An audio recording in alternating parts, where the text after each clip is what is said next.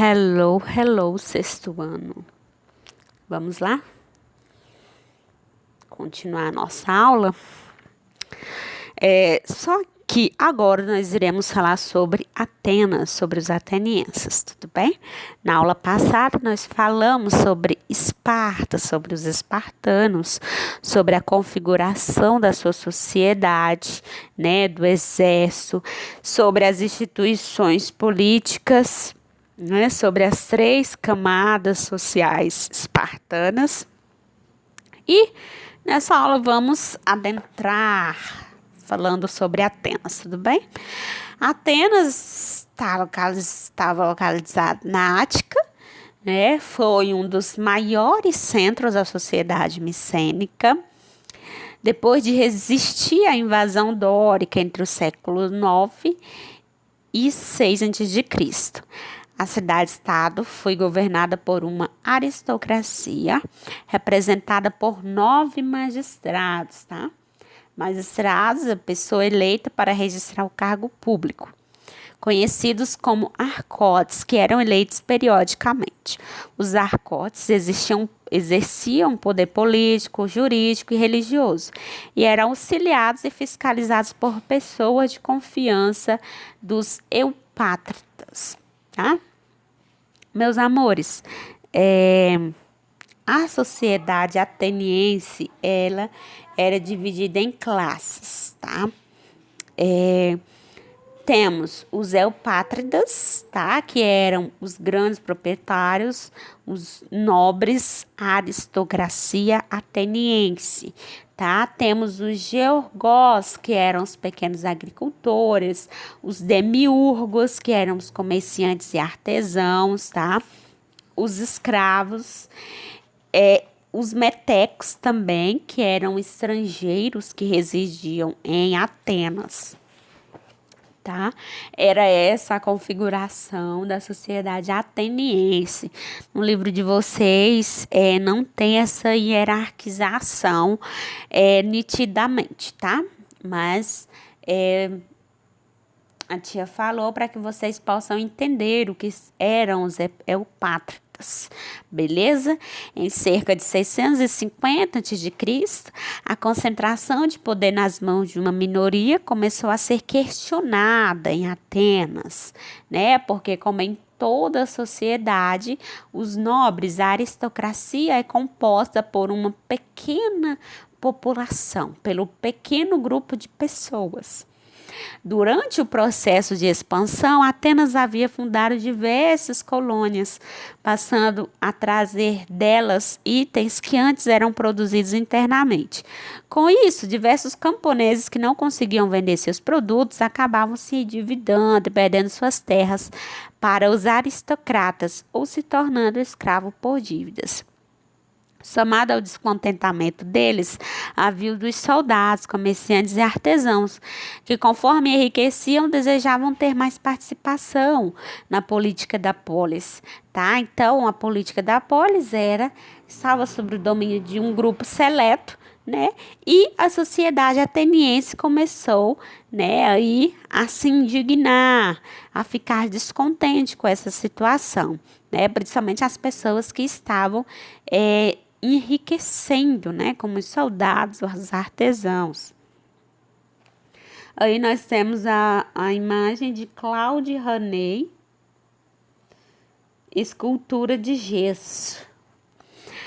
Dos legisladores aos tiranos. Nesse contexto, alguns soldados foram incumbidos de promover uma reforma política em Atenas. Por que, tia Luciana, essa reforma política em Atenas? Porque a sociedade estava muito satisfeita. Beleza? Com o quê? Por quê, tia Luciana? Porque o poder político, jurídico, religioso, né, estava localizado, estava centralizado apenas sobre o poder dos eupátridas, tá? Que eram quem? Os nobres, os fidalgos, a sociedade ateniense. Certinho? Esses homens ficaram conhecidos como legisladores. O primeiro legislador foi Drácon.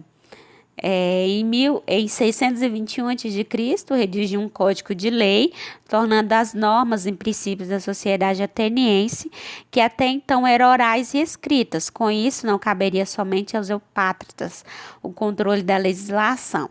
Entretanto, as modificações nas leis propostas por Draco não foram suficientes para eliminar os conflitos sociais, tá?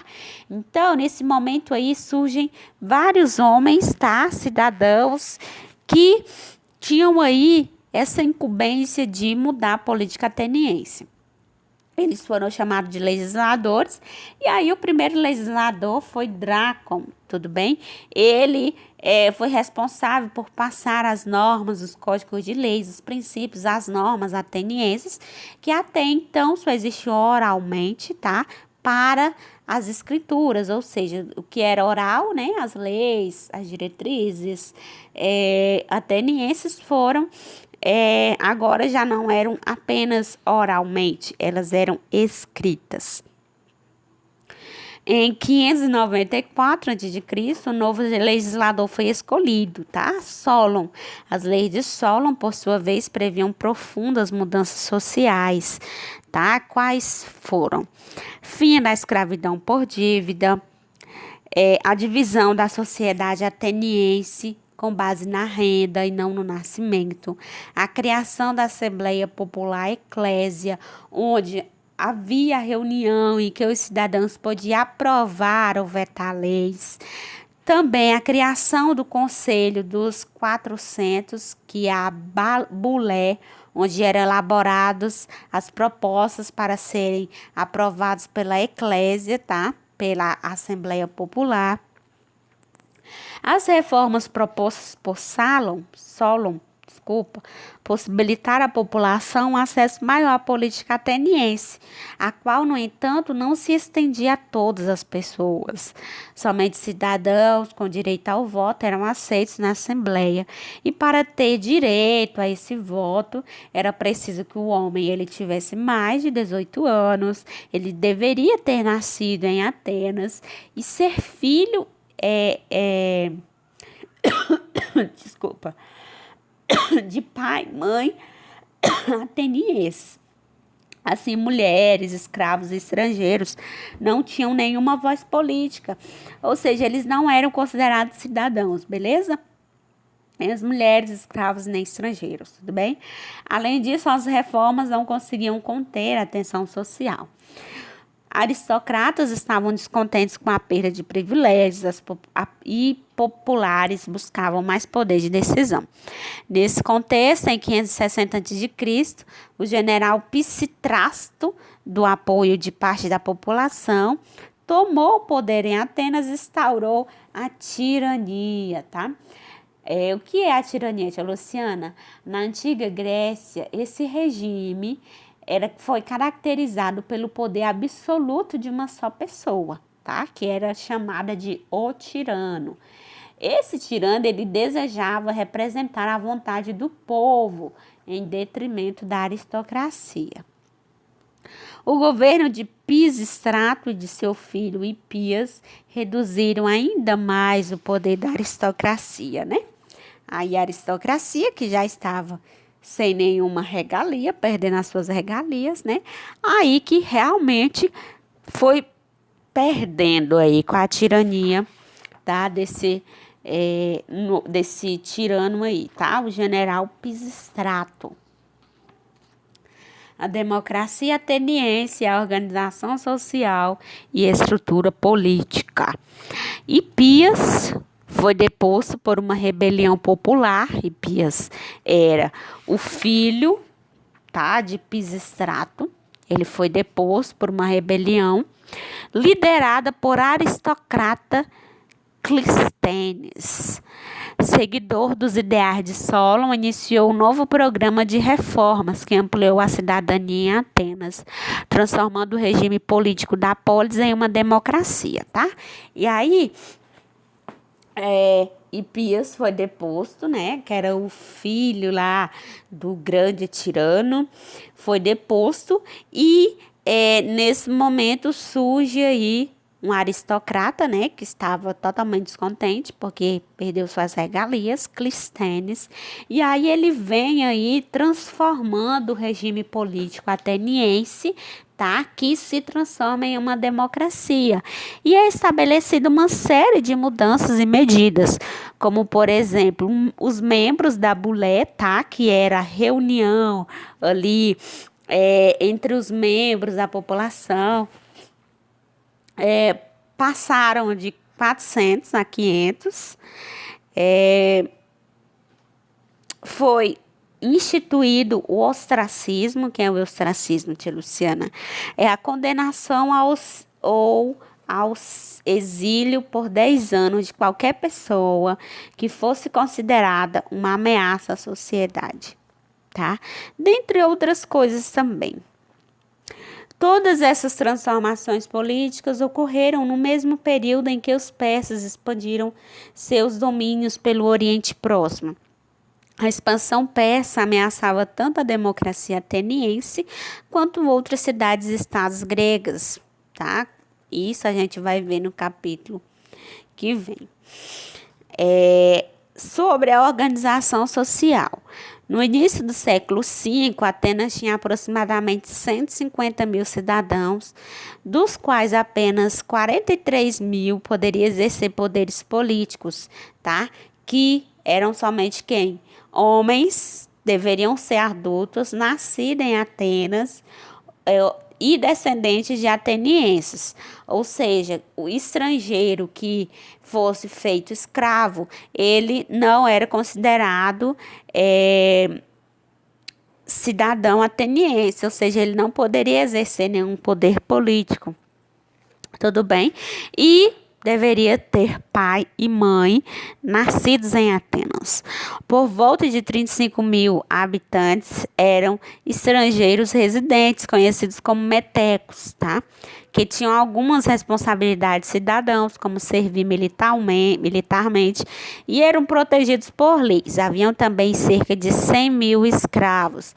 Aí a gente pode ver no slide os tracos, cacos de vasos usados durante a votação do ostracismo, com os seguintes temas: Temístocles, filho de Neocles, 470 a.C. Os escravos em Atenas. Os escravos eram extremamente importantes, tá? Na sociedade ateniense. Eles eram responsáveis pelo quê, tia Luciana?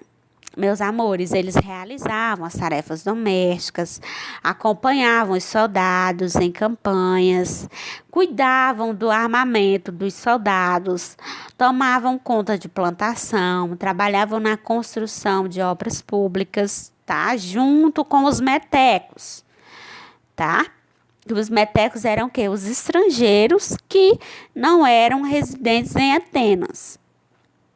Nas fazendas atenienses eram cultivados grãos, vegetais, frutas para consumo das cidades e estados. Criavam-se ovelhas, cabras para a produção de lã e leite e produziam-se vinho e azeite destinado ao comércio.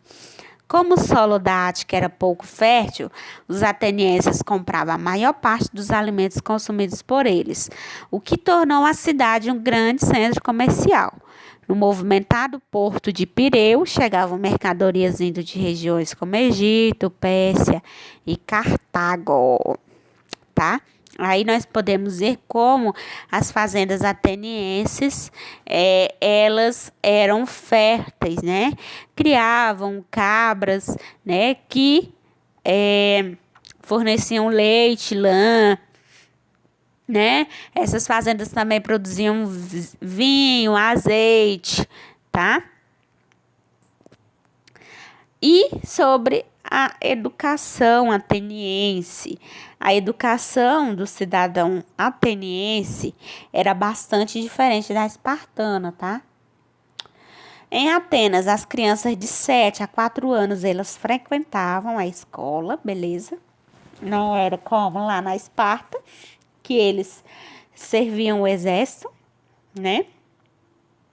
Cada uma comandada por um único professor, tá? Então, nessas escolas, é, que as crianças de 7 a 14 anos frequentavam, cada uma comandada por um único professor, né? Nelas, as crianças aprendiam leitura, escrita, aritmética, e a partir do século V a.C., surgiram diferentes tipos de escolas, onde se estudavam conhecimentos para além do básico.